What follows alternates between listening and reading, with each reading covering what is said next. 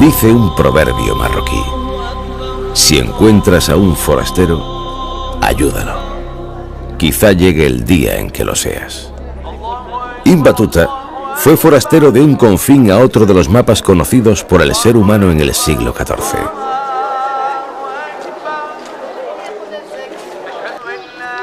Una clase de viajero peculiar. Un hombre que quiso adquirir conocimiento sobre las diversas razas y naciones que constituían el gran reino del Islam.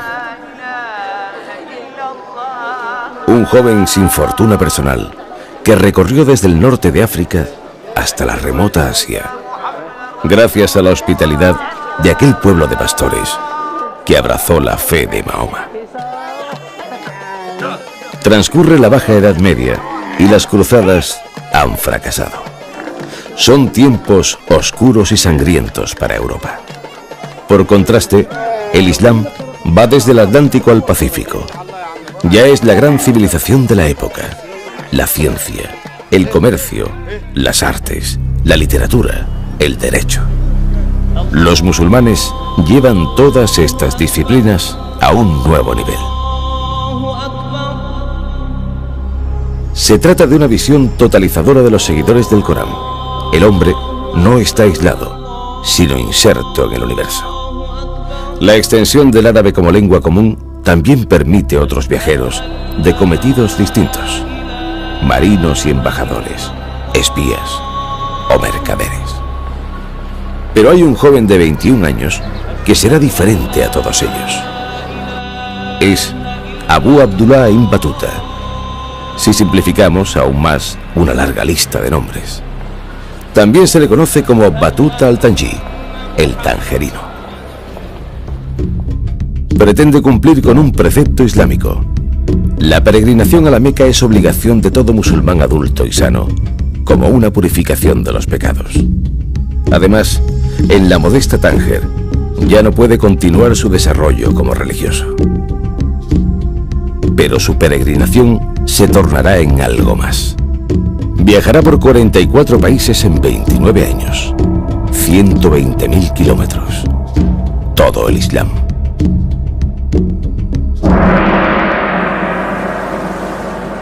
A su vuelta, relata su aventura en forma de rila. Este género literario aparece en el siglo XII de la mano de árabes occidentales, andalusíes y marroquíes. Van a la Meca y anotan las incidencias.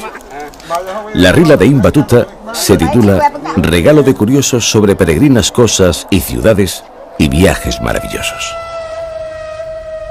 A grandes rasgos, una fuente fiable, si no la única, de la situación de muchos países en el siglo referido.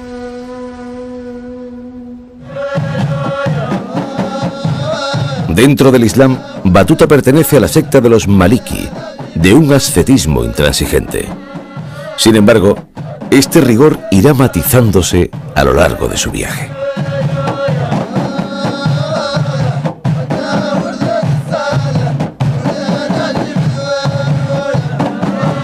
Parte desde Tánger en 1325, un año después de la muerte de Marco Polo, como si quisiera tomarle el relevo a otro gran explorador.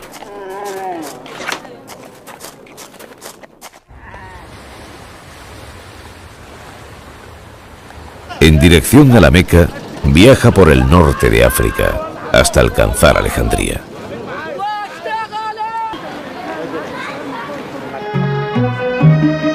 En la ciudad que fundase Alejandro Magno, se erige la principal biblioteca de la antigüedad, la que dirigiese el gran geómetra Euclides y promoviese la dinastía de los Ptolomeos, hoy reconstruida por la UNESCO.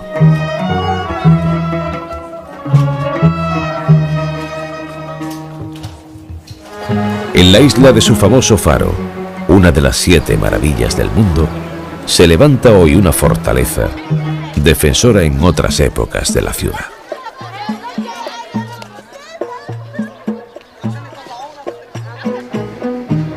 Ibn Battuta llega a Egipto, al Cairo. Es su primera visión de los oropeles de una gran urbe musulmana. En el zoco de Han el-Jalili comprueba que se puede adquirir cualquier cosa que el ser humano necesite.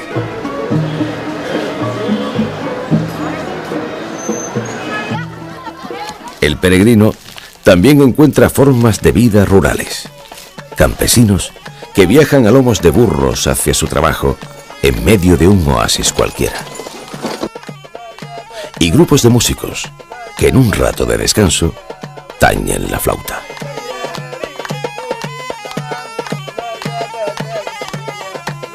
Egipto le cautiva.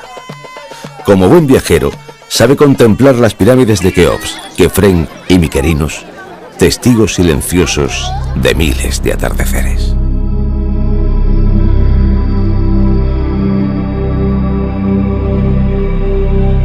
En Luxor, admira el esplendor de los faraones, las impresionantes columnas de los templos de Amon-Ra, las tumbas del Valle de los Reyes.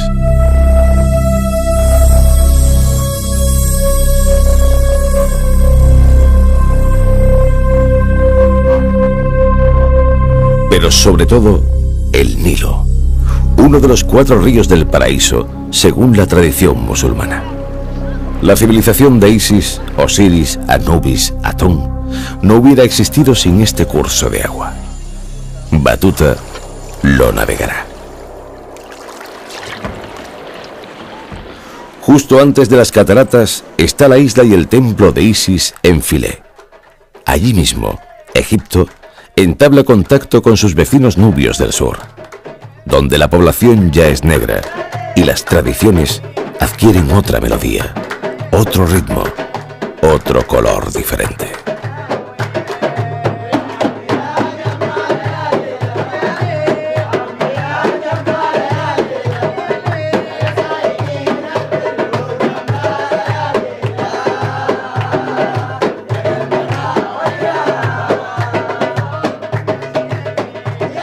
Para continuar hacia la Meca se dan varias rutas. Batuta elige la menos común de ellas. Una rebelión local es la coartada para un viaje indirecto, por la ruta de la seda. Se une a las viejas caravanas beduinas a través del desierto arábico. Las impresiones sobre este pueblo nómada revelan que no los aprecia. Considera a su emir un hombre rudo, grosero, vulgar, ignorante y comedor de ratas.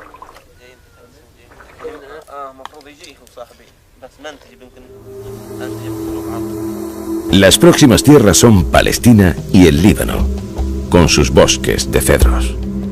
En Jerusalén visita el Domo de la Roca y Al-Aqsa, la explanada de las mezquitas que tanto conflicto genera entre las dos religiones monoteístas. Por fin, finaliza el peregrinaje. Batuta entra en la Meca. En aquellos momentos se da la hermandad de todos los creyentes musulmanes, más allá de tribus y razas. En la Meca, junto a la piedra negra de la Kaaba, se instala durante 3 años. El viaje ha concluido. ¿O no?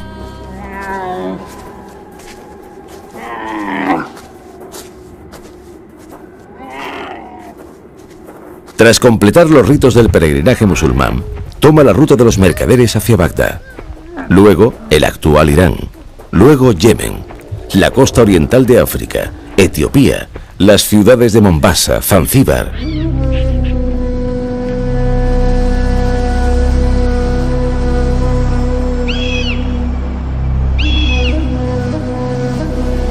En lugar de un regreso directo a la Meca, hace que su segunda peregrinación le desvíe a Omán. El tangerino se detiene con deleite a comentar su famoso mercado, el más exótico y populoso de la época.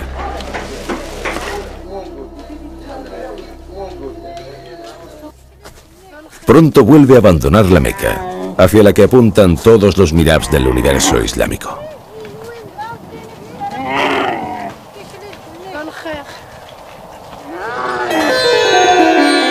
A los 28 años de edad, contempla el Valle del Indo. Permanecerá en aquella península durante 10 años. Delhi es la principal ciudad musulmana de Oriente. Su sultán es tan famoso por su generosidad como por su despotismo.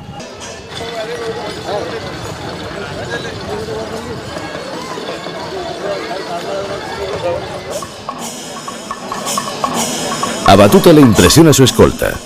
200 soldados con armadura, 60 caballos y 50 elefantes adornados con oro.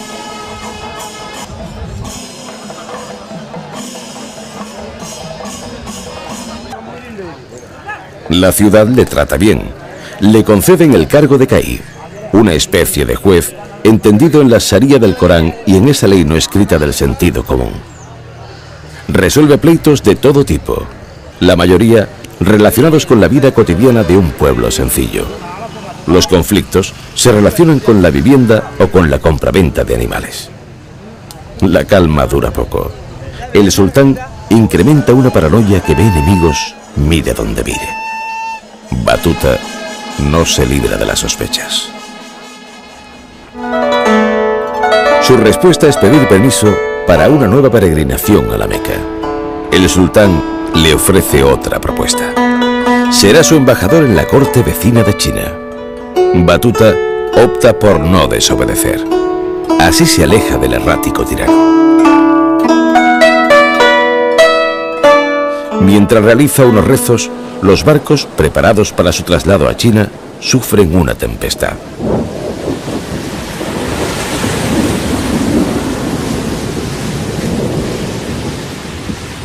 El que porta su equipaje zarpa por error sin él. Todos se ahogan. Batuta es el único superviviente de un naufragio que vive a distancia. Pero regresar a Delhi no representa una opción. Marchará a China por sus propios medios. Lo que implica también un nuevo desvío a las Islas Maldivas.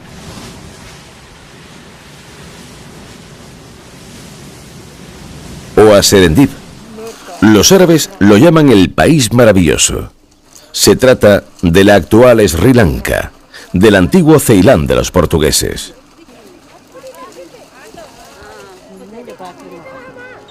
Allí se encuentra el Pico de Adán, peregrinación para musulmanes, budistas e hindúes. Una enorme roca que posee distintas atribuciones según las religiones. Los budistas rezan también en el templo del diente de Buda, en Kandy, la antigua capital del país.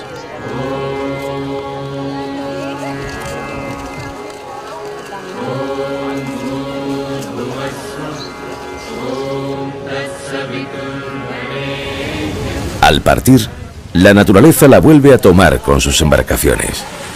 Un fuerte temporal hunde su barco. Entonces, una partida de rescate le salva. No acaban los reveses.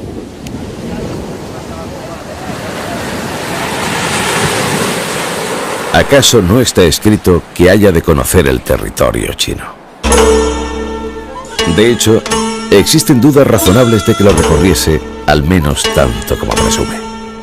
También se le atribuye la conversión al Islam de aquellos pueblos remotos, pero se muestra muy respetuoso con los budistas. Como le ocurre a todos los viajeros, quizá Batuta ha aprendido a ser más tolerante. Tras su periplo chino, queda regresar. Esta vez, a casa, a un contradictorio hogar que hace más de una década que no visita. Es un hombre de más de 40 años quien recorre el Golfo Pérsico de regreso a Marruecos. Ese era el centro de su mundo, pero ya ha descubierto que existen otros. Ibn Batuta rinde camino en su Tánger natal. Su inquietud le llama a continuar moviéndose. Batuta cruza el estrecho desde Ceuta en un pequeño barco de cabotaje.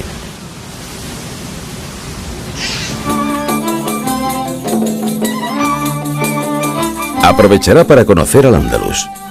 Ha explorado rincones desconocidos y ciudadelas opulentas, pero apenas ha pisado territorios cristianos. Su visita al reino musulmán de la península será su mayor acercamiento. Su aprendizaje hacia la tolerancia se vislumbra aquí, aunque de forma extraña. No acepta ciertas tendencias del Islam, como los chiíes, y sin embargo es comprensivo con cristianos y judíos, como antes lo fue con los budistas. Eso sí, no muestra ningún aprecio hacia los ejércitos de la Cruz que asaltan las fortalezas andalusíes. Al-Ándalus, en aquel entonces, había visto reducidas sus fronteras a Málaga, Granada y parte de Cádiz, Almería y Jaén. Al-Ándalus, donde la soldada es copiosa para sus habitantes, donde se atesoran premios para residentes y viajeros. Queda encantado con la provincia granadina y su capital. Es la época de Yusuf I, que construye en esos momentos la Alhambra. El sentido del respeto, acrecentado por sus viajes, coincide con los mensajes en el libro de piedra de este edificio, o en las arcadas de la mezquita de Córdoba. La palabra convivencia es ya su principal bandera.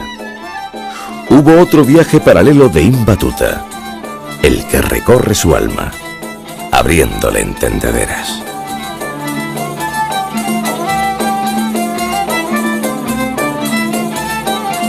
Tras su recorrido por Al-Ándalus, Battuta proyecta conocer la parte del imperio musulmán que ha dejado aparcada: su propio país, Marruecos. Pasa un tiempo en Fez, donde su belleza perpetua está unida a la pobreza eterna, entre malolientes bidones en los que se curte la hermosura del cuero.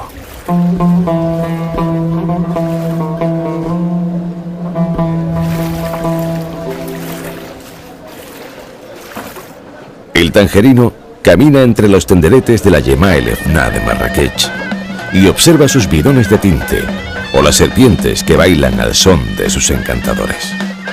La considera la ciudad más hermosa del mundo. Magníficas mezquitas, como la principal, conocida como la Mezquita de los Libreros. Posee un maravilloso e inspirador minarete al que subí y desde el cual la totalidad de la ciudad puede verse.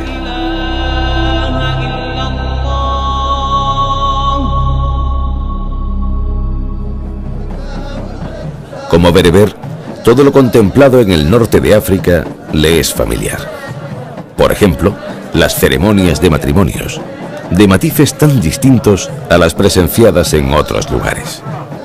Así sucede en Imilchil, congregando a numerosa gente para fijar las condiciones del enlace. Observando ya en su madurez este tipo de festejos, quizá Battuta reflexiona sobre su vida amorosa. Se ha casado y divorciado varias veces a lo largo del camino.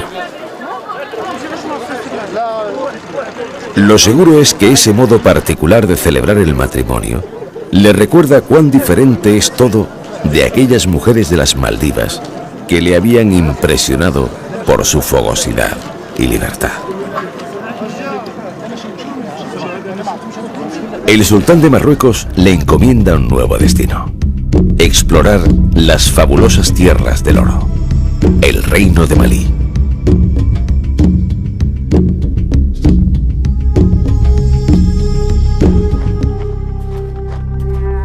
Para ello, debe cruzar el desierto del Sáhara. Por esos lugares, los tuaregs son usuales guías. Los indomables hombres azules y del velo no impresionan a Battuta. Los juzga un atajo de incompetentes que malgastan el tiempo propio y el ajeno. A pesar de lo cual, le llevan sano y salvo a través de estas arenas. Después, el viajero navega por las pinazas del río Níger, que él cree el Nilo. A medida que avanza por su curso, el mundo árabe y bereber penetran en el África negra. Sus crónicas son una excepcional fuente de datos de la vida en esta parte del mundo en aquellos años. Un Islam de piel oscura, en un país de diversas tribus y religiones. En la mezquita de barro de Yené se ofrece culto a Alá, pero se convive con el culto animista de las tribus Peul o Mandinga.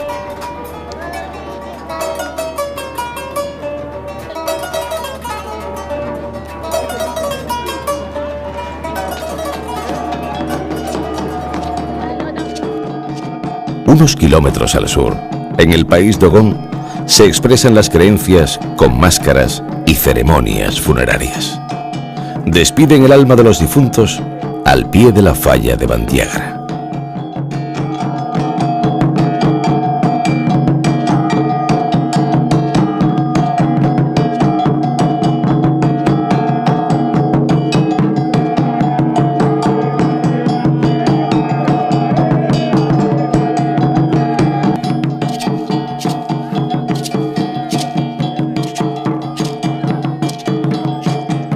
Batuta es testigo, y estas peculiares asunciones de su religión le crean conflictos, particularmente con la sorprendente libertad de la que gozan las mujeres.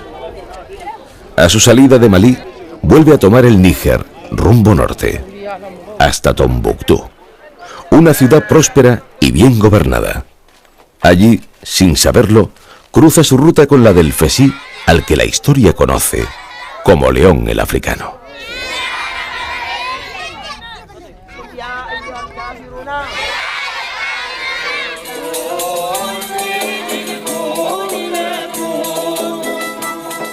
Aún no existe la biblioteca, la que una familia exiliada de la península ibérica logrará recopilar tras la caída de Al-Ándalus. En sus escritos, Ibn Battuta da santo y seña de uno de sus principales ancestros.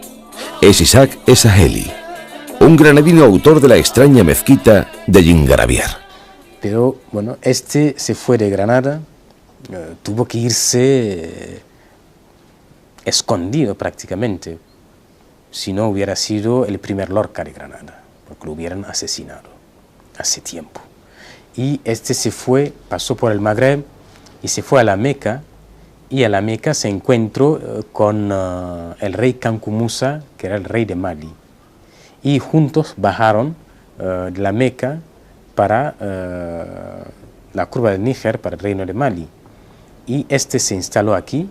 El rey le pidió al poeta construirle una mezquita y un palacio. Ha hecho el palacio que hoy ha desaparecido y la mezquita que sigue siendo la gran mezquita de Tombuctú. Y Esaheli murió aquí en Tombuctú. Cuando llegó años más tarde Ibn Battuta, hizo mención de su presencia, de la presencia de Esaheli aquí en Tombuctú. Este fantástico viaje fue el último de Ibn Battuta. Regresa a Tánger con 54 años. El sultán de Marruecos le sugiere que sus vivencias sean registradas por escrito. Junto a su secretario, se dedica a elaborar la rila que narra sus aventuras. Poco más sabemos de él hasta su muerte, como si su historia solo importara en tanto que viajaba.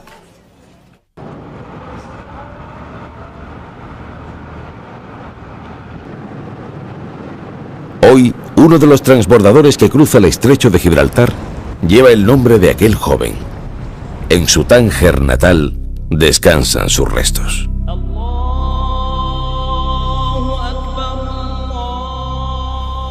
Frente al llamado choque de civilizaciones, su relato prueba que los musulmanes abren sus puertas, más allá de culturas y religiones, a los hombres de buena voluntad. El Islam significa paz y puede suponer una formidable puerta para el conocimiento. A lo largo de su recorrido, Ibn Battuta se adaptó a comportamientos, ambientes y hábitos que empujaron a su mente a no quedar encarcelada en las cuatro paredes de sus viejas convicciones. Su vida se hizo así, fuerte pero flexible, como las falúas del Nilo, capaces de sobrevivir a sus crecidas y al paso inexorable de los siglos. Un joven de 21 años que será diferente a todos ellos. Es Abu Abdullah Ibn Battuta, si simplificamos aún más una larga lista de nombres. También se le conoce como Battuta al-Tanji, el tangerino. Pretende cumplir con un precepto islámico. La peregrinación a la Meca es obligación de todo musulmán adulto y sano, como una purificación de los pecados. Además, en la modesta Tánger ya no puede continuar su desarrollo como religioso. Pero su peregrinación se torna.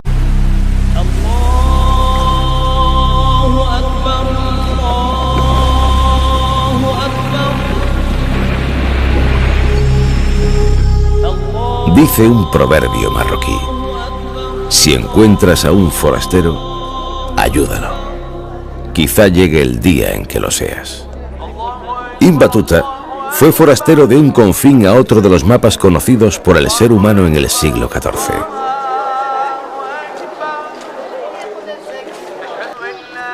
Una clase de viajero peculiar. Un hombre que quiso adquirir conocimiento sobre las diversas razas y naciones que constituían el gran reino del Islam. Un joven sin fortuna personal que recorrió desde el norte de África hasta la remota Asia, gracias a la hospitalidad de aquel pueblo de pastores que abrazó la fe de Mahoma. Transcurre la Baja Edad Media y las cruzadas han fracasado. Son tiempos oscuros y sangrientos para Europa. Por contraste, el Islam va desde el Atlántico al Pacífico. Ya es la gran civilización de la época. La ciencia, el comercio, las artes, la literatura, el derecho. Los musulmanes llevan todas estas disciplinas a un nuevo nivel. Se trata de una visión totalizadora de los seguidores del Corán. El hombre no está aislado, sino inserto en el universo. La extensión del árabe como lengua común también permite a otros viajeros de cometidos distintos: marinos y embajadores, espías o mercaderes. Pero hay un jornará en algo más. Viajará por 44 países en 29 años, 120.000 kilómetros. Todo el Islam.